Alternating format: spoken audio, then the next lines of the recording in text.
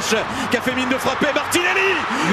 শেষ বাঁশি বাজার মাত্র 1 মিনিট বাকি, মনে হচ্ছিল ম্যাচ গড়াবে অতিরিক্ত সময়ে। ঠিক সেই মুহূর্তেই বজ্রপাতের মতো হাজির গাব্রিয়েল মার্তিনেলি।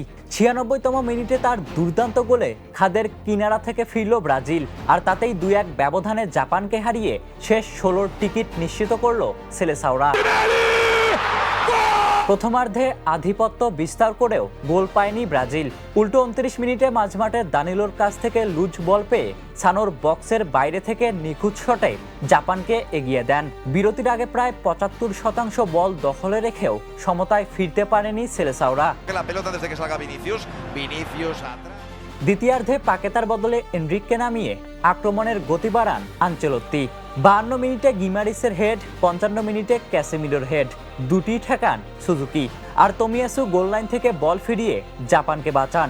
তবে 56 মিনিটে ক্যাসেমিরোর হেডের গোল থেকেই সমতায় ফেরে ব্রাজিল। একের পর এক আক্রমণেও জয়ের দেখা মিলছিল না। যখন অতিরিক্ত সময়ও প্রায় শেষের দিকে, তখন গিমারিস থ্রু পাস বাড়ান মার্তিনেলির দিকে।